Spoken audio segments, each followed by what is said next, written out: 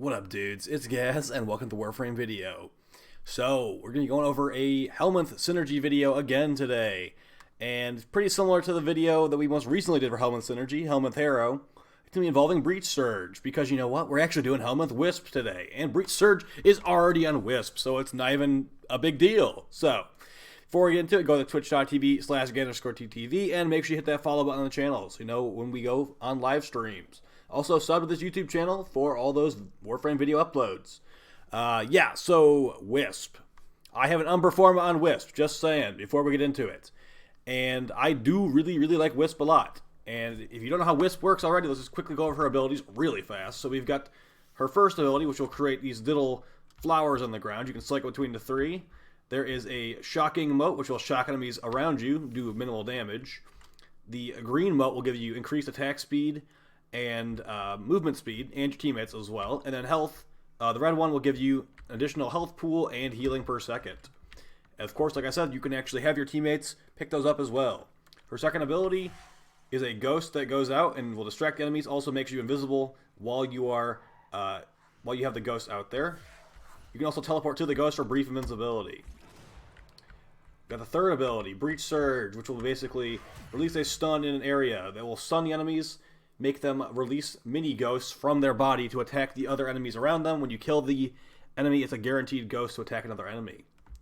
And then you usually have a laser beam on your form, but we've removed the laser beam for an actual damage buffer. So since I said for her first ability you have increased attack speed, we're going to go with Roar from Rhino on her fourth one. Okay, I'm going to take my cop-out, easy Roar suggestion here, guys. Okay, I get at least one per month, and here it is. So I'm going to put Roar on Wisp, because the way I'm looking at it is we got a attack speed increase here, and then a damage increase here. So it's our DPS is getting heavily upgraded here, and you normally do build a lot of power strength on Wisp as well for those increased buffs. So it was a no-brainer for me to go with Roar on Wisp, replacing her 4, because I don't use her 4 ever. I usually use Wisp as a weapon-focused frame with some of the best weapons in the game, like the Kuva Nucor, the Pangolin Prime, primaries too, sometimes, I guess. So here's my build I will be using. This is a lazy, not like endurance-focused build. If you were to do an endurance-focused build, you don't really want to run most of these mods. And then the endurance run build is right here that I like to run with Rolling Guard. And whenever you're jumping as Wisp, you're actually invisible, so you can be pretty safe as long as you're not touching the ground. With increased range and a lot of strength, just to make it so it's a really fast attack speed on the one. You want some good range on Wisp as well, because if you nuke your range on Wisp, your shock mote will be useless. And the shock mote's actually really strong for making enemies get stunned. So yeah, we're running triple Umbra mods here. For low-level laziness, we have about 511 armor without Arcane Guardian proc. Once Arcane Guardian does proc, we will have about 1400-ish armor.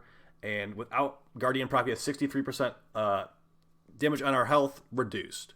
And since we heal about... how much do we heal? We heal 71 health per second with this much power strength. This is not fully powered up.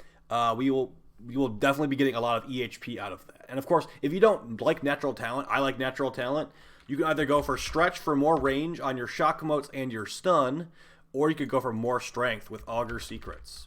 And if you want to jam even more strength, you could try to fit Transient Fortitude on here, but I find this to be enough strength. That's like 7 more health per second. Not really necessary. You cast a lot of abilities on Wisp, so I want to go with natural talent here. Adaptation for additional laziness. You also don't need to run a maxed out adaptation. Keep that in mind. You can run a lower rank adaptation, like rank 4, like rank 1, and it's still going to get the job done. And it will let you save some mod space and not have to run an Umbra Forma, most likely. Alright, now that we've gone over that, like I said, the power strength, it will increase the attack speed of your weapon. And the Pangolin Prime is pretty slow, so that's what we're going to go with here. Prime Smite, the Grenier. Let's just show how it works in the simulacrum, and then we'll hop into Steel Path gameplay. Guys, I spent a whole 3 minutes in the Steel Path survival. Aren't you glad that I spent so much time in survival to show this build? Well, I've used this build a bunch on stream, so there you go.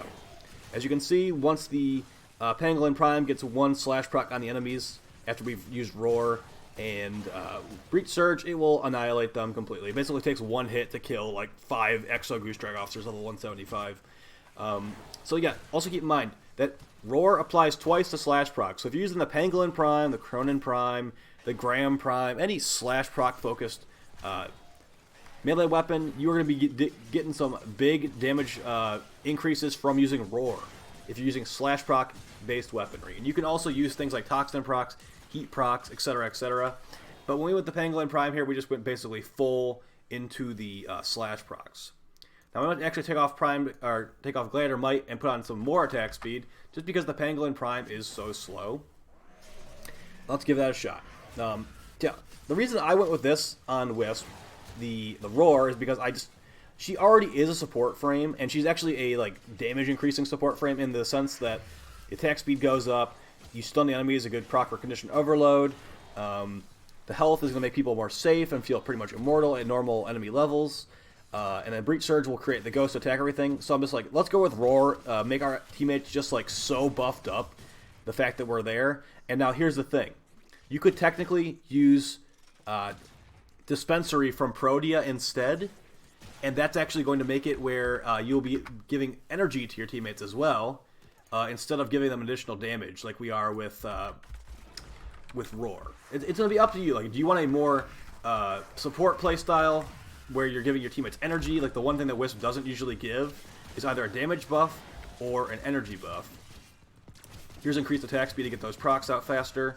So yeah, you could go with Protea's Dispensary or maybe even Gara's Spectro Siphon with the augment. Actually, don't go with Spectro Siphon because that's going to require an additional mod slot to use that augment, and I would not recommend wasting a mod slot on Wisp for Spectro Siphon from Gara. So yeah, let's get into the Steel Path gameplay. A whole maybe 3 minutes into survival. And this was actually with Prime Bane of the Corpus. I had the wrong mods on here. I was just trying out a pure heat build on my sword, and it still worked fine. I definitely would probably go with pure Toxin or with just pure slash all around, and then definitely not Prime Smite Corpus against the Grineer. It's not the secret elite strat to use the wrong Bay mod in the wrong faction. Let me tell you, I tried it. You gotta test everything, guys. All right, I tested to make sure that Smite Corpus didn't work on the Grineer, and I can confirm it does not work. There you go. Hopefully you appreciate this hard work and testing that goes into these kinds of videos and these theory crafting. Maybe I didn't mean to put it on there, but we meant to put it on there once we were in the mission for 3 whole minutes. Suffering to make sure that the Kuva is drained from those capsules. And the Grineer Queens don't get any more Kuva. That's my Kuva, okay? I'm not sharing any. It's my Kuva, Grineer Queens. Alright, so yeah, I would definitely recommend this to you. Like I said, Wisp has other abilities you can use as well. And this is the lazy, non-endurance focused build right now. I'm just not even jumping. If you jump with Wisp, like I said, you will become invisible. If you use your 2 with Wisp, you become invisible. But I'm just running around with melee weapon like an idiot. So you know what? That's what you want to do sometimes. So I'm down for that. Yeah. Additionally, you can also teleport to the moats with your 3, but that's more of a camping playstyle kind of thing. And we're not camping right now. We're running around and using the wrong mods. So hope you find it fun and helpful, guys. Like I said, this is really good. Works in your teammates too. I've used it in many missions, and I can highly recommend it.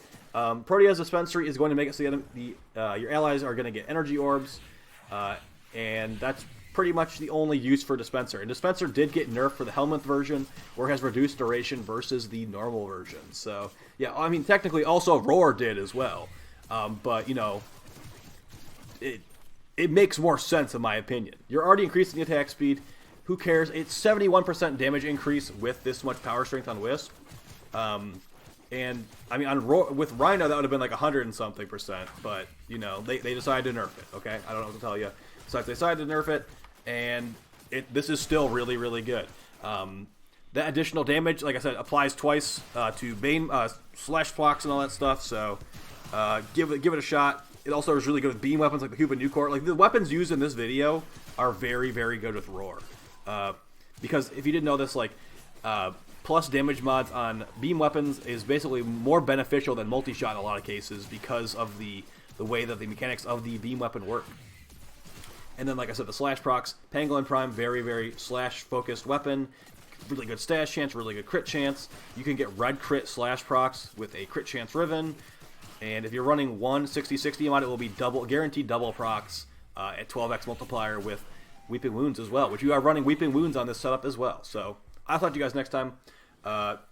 thanks for all the support on the channel and all that stuff, guys. I really, really appreciate it, and I'm going to try to keep the videos coming as much as humanly possible with the one-man person that I am. So, peace out, guys.